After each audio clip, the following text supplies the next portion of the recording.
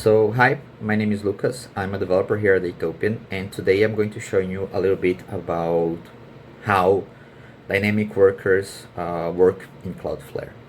So, for those that don't know, dynamic workers allow you to run dynamic code, meaning code that's not bundled at build time, in a safe and separate environment, which is that dynamic worker. The main use case is basically running code that's generated by LLMs. So the idea is that LLMs are much better at writing JavaScript and Python than they are at making a tool call, evaluating the result, and then making subsequent calls. To do that, I'm going to make a little demo. So I have two services running right here. So I have a normal, really normal API, which is a to-do API. This has nothing to do with agents. This has nothing to do with code. This is a normal API for creating, updating, and deleting to-dos. And on the other side, I have this client, which is both a front-end and a back-end client that's going to call an LLM, write some TypeScript that interacts with this API, and then give me back the result. So let's dive in. I'm going to show you an example. So let's say that I just want to list all my to-dos. Normally, what I would have to do is, in a normal agent, I would need to specify some tool calls, like a tool to read all to-dos, a tool to create to-dos, a tool to update to-dos, so on and so forth. And while that works, that's very inefficient in terms of tokens, because you are putting all the logic inside of the LLM. And this particular example is not that relevant because the LLM would probably only make one tool call, which is fetch all my to-dos. And as you can see, in this example, it's actually writing code. So it's calling the fetch API, it's checking if it is okay, if it's not, it's returning. And then once it gets, it shows me the result. But let's say that I do something like, if list all my to-dos, if there are more than 3, create a to-do called pick up groceries. If there are less, create a to-do called walk the dog. This is relevant because on a normal setup, this would take like 5 or 6 tool calls. You need to grab one that lists all the to-dos, and then you will need to trust your LLM to check if there are less or more than 3, which in this case is probably fine, but we know that LLMs are non-deterministic, meaning that they can make mistakes. And then if there are, you need to make a third tool call to create one or to create the other to do. While here, we are actually asking the LLM to write some JavaScript. So in this case, it's going to write the actual JavaScript that's going to check if there are more or less than 2. In this case, you can see.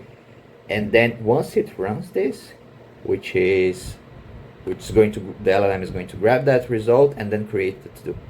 As you can see, you had 4 existing to-dos, more than 3, so I created a new to-do, pick up groceries.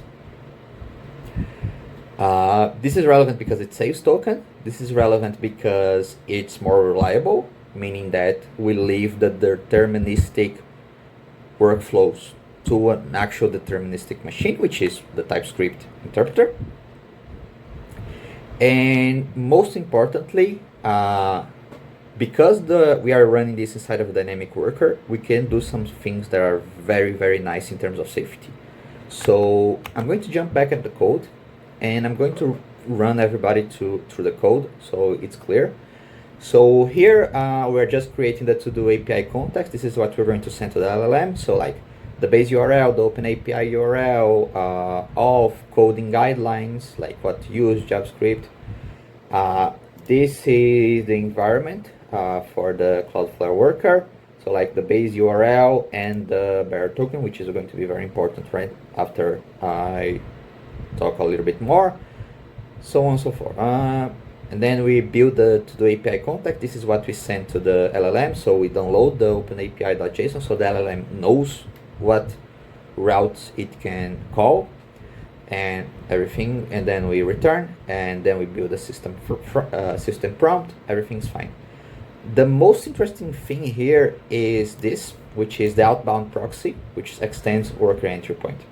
By default, dynamic workers, you can set up this right here, this outbound, global outbound to be null. And what this does is it basically makes it so that the dynamic worker can't call anything outside the network, which means that the code runs in an isolated environment, which means that it's very safe. But here, what we want is actually to allow the code to call external APIs. However, we don't want it to be able to call everything. So that's why we have this outbound proxy. Basically what this does is because we are only running JavaScript, and the only way that JavaScript can interact with the external world is through the fetch API, we can hook into the fetch API and do something like this, where we only allow requests coming out into a specified origin right here. So like if the origin is different than the allowed origin, we return an error. And we can inject the bearer token outside the dynamic worker, which means that the dynamic worker and the LLM does not need to know about the bearer token, does not need to know about authentication or anything. Everything in terms of authentication is handled outside the dynamic worker. That means that the dynamic worker only needs to worry about making these fetch calls. As you can see, there's no authentication right here. And then we can control how it will interact with the external world, meaning that it's much safer. So these are the two main advantages of using dynamic workers and code mode. LLMs are much better at writing code than at writing and integrating tool calls because they are trained on code. It means that we use much less tokens because we can leave the deterministic parts just for the JavaScript interpreter and leave the non-deterministic parts as little as possible. And it means that we can control the way that sandbox, that dynamic workers, interacts with the external world, meaning that we can make it so that it's much safer than just running a Docker container somewhere in the cloud. I believe that's all in terms of demo. I hope you enjoy it, and that's it.